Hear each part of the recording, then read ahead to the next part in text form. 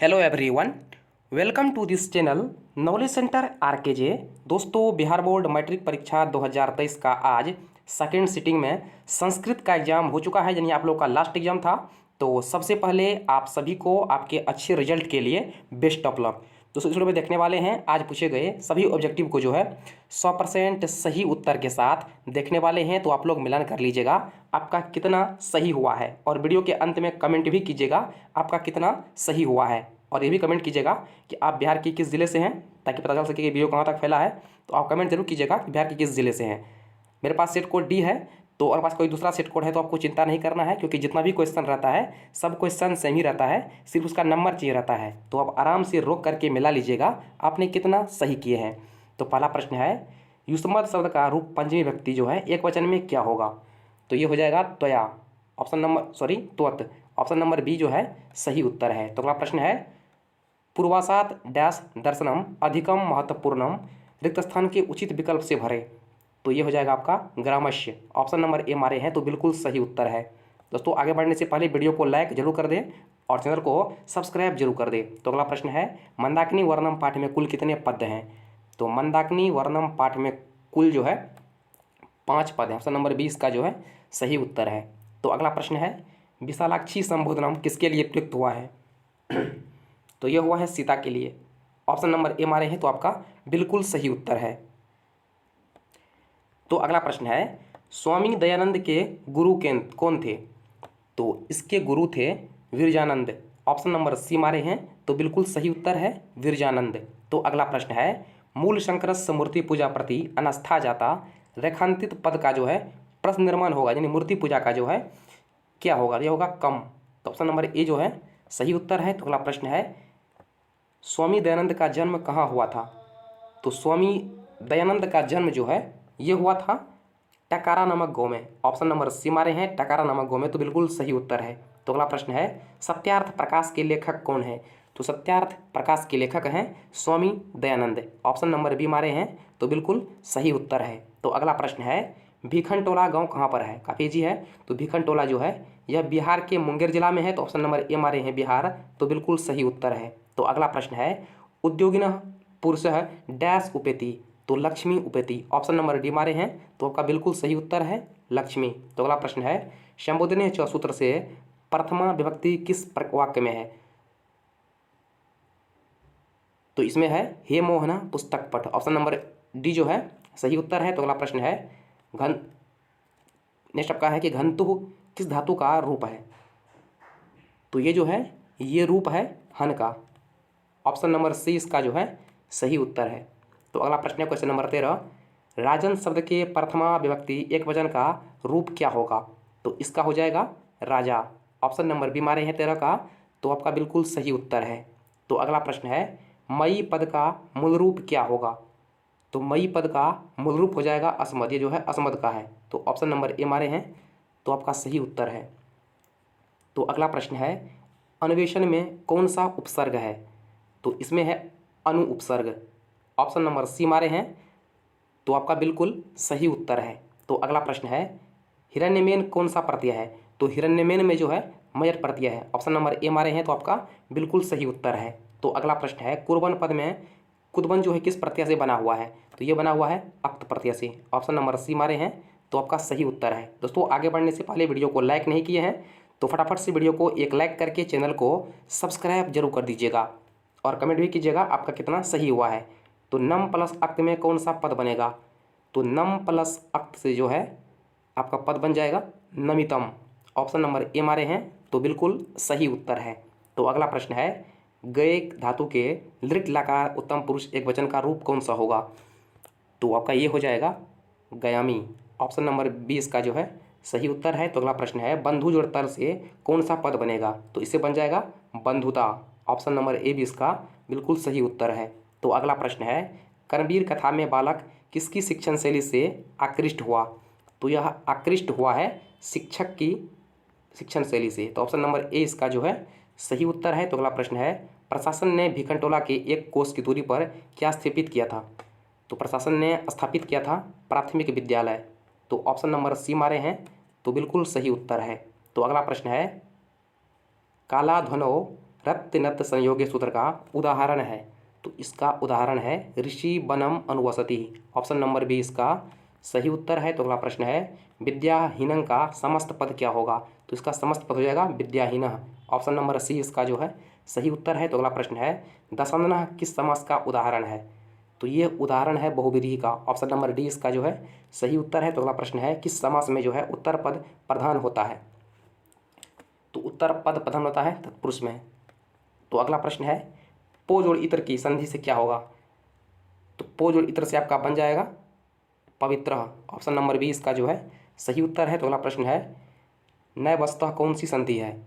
तो इसमें है स्वर संधि। ऑप्शन नंबर ए इसका जो है सही उत्तर है। तो अगला प्रश्न है इनमें से कौन जो है नरक का द्वार नहीं है? पूछा गया इनमें कौन जो है नरक का द्वार नहीं है? तो काम, क्रोध और लोभ तीनों जो है नरक का द्वार है। पुण्य जो है ये नरक का द्वार नहीं है। तो जिन्होंने सी मारे हैं उनका बिल्कुल सही उत्तर है पुण्य। तो अगला प्रश्न है विद्या की रक्षा किससे होती है?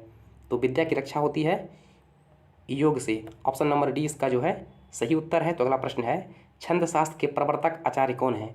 तो इसके प्रवर्तक आचार्य हैं पिंडगल। ऑप्शन नंबर डी इसका जो है सही उत्तर है। तो अगला प्रश्न है डी प्रत्यय किस पद में है?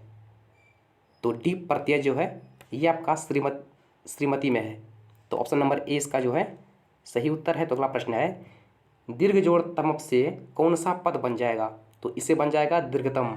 ऑप्शन नंबर ए इसका जो है सही उत्तर है। तो अगला प्रश्न है आर्यभट्टियम किसकी रचना है?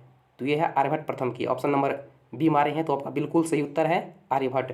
तो अगला प्रश्न है निरीक्ष में कौन सा प्रत्यय है? तो निरीक्ष में है लेप प्रत्यय। ऑप्शन नंबर डी इसका जो है सही उत्तर है। तो अगला प्रश्न है कुरु किस लकार का रूप है? तो कुरु है लट लकार का। ऑप्शन नंबर ए 36 का सही उत्तर है। तो अगला प्रश्न है देव शब्द के समान जो है किस अर्थ चलेगा? तो गज जो है देव के समान है। तो ऑप्शन नंबर सी मारे हैं तो बिल्कुल सही उत्तर है। तो अगला प्रश्न है कि संहार में कौन सा उपसर्ग है? तो संहार में सम उपसर्ग है। ऑप्शन नंबर सी मारे हैं सम। तो बिल्कुल सही उत्तर है। तो अगला प्रश्न है रामेण पाठः पठ्यते वाक्य में प्रथमा विभक्ति का प्रयोग जो है किस सूत्र के अनुसार हुआ है? तो इसका हुआ है उक्तेन कर्मणा कर्मणि प्रथमा। तो ऑप्शन नंबर ए मारे हैं तो आपका सही उत्तर है। तो अगला प्रश्न है सूर्यास्त उदय समस्त पद क्या होगा? यानी सूर्यास्त उदय का समस्त पद क्या होगा? ये हो जाएगा आपका सूर्योदय। ऑप्शन नंबर बी मारे हैं तो आपका बिल्कुल सही उत्तर है। नेक्स्ट आपका पूछा गया कि मही पद का जो है अर्थ क्या होता है? तो मही पद का अर्थ होता है भूमि। ऑप्शन नंबर बी मारे हैं पृथ्वी। तो आपका बिल्कुल सही उत्तर है। तो अगला प्रश्न है मति शब्द का तृतीया विभक्ति बहुवचन क्या होगा?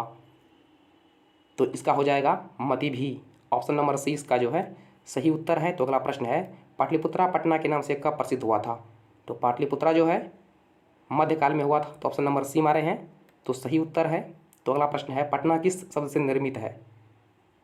इसका उत्तर आप नीचे कमेंट कीजिए। पटना जो है किस शब्द से निर्मित है? तो अगला प्रश्न है कि गुरु गोविंद सिंह का जन्मस्थान जो है किस नाम से प्रसिद्ध है? तो ये प्रसिद्ध है गुरुद्वारा के नाम से जो कि पटना में स्थित है। तो ऑप्शन नंबर बी मारे हैं तो आपका बिल्कुल सही उत्तर है। तो अगला प्रश्न है पश्ययु पद में कौन सी धातु है? तो इसमें है दृश्य। ये दृश्य धातु से बना हुआ है। तो अगला प्रश्न है क्री जोड़ तुमुन से कौन सा अवयव बना है? तो इससे बना है कुर्तुम। ऑप्शन नंबर बी मारे हैं तो आपका सही उत्तर है। तो अगला प्रश्न है ठक प्रन्यांत पद है। तो ये है विद्यावान। ऑप्शन नंबर डी इसका जो है सही उत्तर है। तो अगला प्रश्न है गायिका में कौन सा स्त्री प्रत्यय है? तो गायिका में टाप प्रत्यय है। ऑप्शन नंबर सी इसका जो है सही उत्तर है। तो अगला प्रश्न है कि नैति पद में कौन सी धातु है? तो नैति में हो जाएगा आपका नी धातु। ऑप्शन नंबर क्वेश्चन नंबर 51 है सतत प्रियवादी लोग होते हैं। तो ये होते हैं सुलभ। ये सुलभ होते हैं। ऑप्शन नंबर सी मारे हैं तो आपका बिल्कुल सही उत्तर है। तो अगला प्रश्न है कि पहले शिष्य जो है वेद आरंभ कहाँ करते थे? तो वो वेद आरंभ करते थे गुरु के गृह में। तो ऑप्शन नंबर ए मारे हैं गुरुगृह। तो आपका बिल्कुल सही उत्तर है। तो अगला प्रश्न है भारतीय जीवन दर्शन का महत्वपूर्ण उपादान क्या है? तो महत्वपूर्ण उपादान है संस्कार। तो ऑप्शन नंबर सी इसका जो है बिल्कुल सही उत्तर है। तो अगला प्रश्न है सीमांतोन्नयन संस्कार का प्रायोजन क्या है? तो इसका प्रायोजन है गर्भ रक्षा। ऑप्शन नंबर सी इसका जो है सही उत्तर है। तो अगला प्रश्न है वयं वेदः पठामः कर्तृवाच्य का कर्मवाच्य में परिवर्तन करें। तो ये हो जाएगा अस्माभिः वेदः पठ्यते। ऑप्शन नंबर ए इसका जो है सही उत्तर है। तो अगला प्रश्न है गांधी दर्शन से प्रभावित रचना कौन सी है? तो यह है सत्याग्रह गीता। ऑप्शन नंबर सी जो है सही उत्तर है। तो अगला प्रश्न है अस्पृहा का अर्थ क्या होता है? तो अस्पृहा का अर्थ होता है इच्छा। ऑप्शन नंबर सी मारे हैं तो आपका बिल्कुल सही उत्तर है। तो अगला प्रश्न है कि हमारी मातृभूमि कैसी है? तो वात्सला, निर्मला और विशाला तीनों है। तो आपका डी हो जाएगा सही उत्तर, ए, बी और सी तीनों। तो अगला प्रश्न है निम्न में से गृहस्थ जीवन का संस्कार कौन सा है? तो गृहस्थ जीवन का हो जाएगा यहाँ पर आपको विवाह। ऑप्शन नंबर ए इसका जो है सही उत्तर है। तो अगला प्रश्न है कम पराय का संबंध क्या है? तो इसका संबंध है 14वीं शताब्दी से। तो ऑप्शन नंबर बी इसका जो है सही उत्तर है। तो अगला प्रश्न है किस पद में व्यंजन संधि है? तो व्यंजन संधि है महिषा में। ऑप्शन नंबर ए इसका जो है सही उत्तर है। तो अगला प्रश्न है किस समास में विशेषण विशेष का समास होता है? तो विशेषण विशेष का समान होता है कर्मधारय में। ऑप्शन नंबर ए इसका जो है सही उत्तर है। तो अगला प्रश्न है यथेष्टम का विग्रह क्या होगा? तो यथेष्टम का विग्रह हो जाएगा, क्या हो जाएगा? इष्टम अनतिक्रम में। ऑप्शन नंबर ए इसका जो है सही उत्तर है। तो अगला प्रश्न है साकम अव्यय के योग से कौन सी विभक्ति होती है? तो इससे होती है तृतीया। ऑप्शन नंबर डी इसका जो है सही उत्तर है। तो अगला प्रश्न है रामे वनम गतो मृतो दशरथ वाक्य में सप्तमी विभक्ति किस सूत्र से हुई है? तो ये हुई है सप्तमी अधिकरण्य से। तो ऑप्शन नंबर ए इसका जो है सही उत्तर है। तो अगला प्रश्न है कर्मवाच्य और भाववाच्य की कर्ता में कौन सी विभक्ति होती है? तो इसमें होती है तृतीया। ऑप्शन नंबर सी इसका जो है सही उत्तर है। तो अगला प्रश्न है कर्णभार रूपक किसकी रचना है? तो कर्णभार रूपक जो है भास की है। तो ऑप्शन नंबर ए इसका जो है सही उत्तर है। तो अगला प्रश्न है वारणा पद का अर्थ क्या होता है? तो इसका अर्थ होता है गाय। तो ऑप्शन नंबर सी मारे हैं गाय। तो आपका बिल्कुल सही उत्तर है। तो अगला प्रश्न है कर्णस्य दानवीरता पाठ में महंतरा भिक्षा याचे किसकी उक्ति है? तो यह उक्ति किसका है?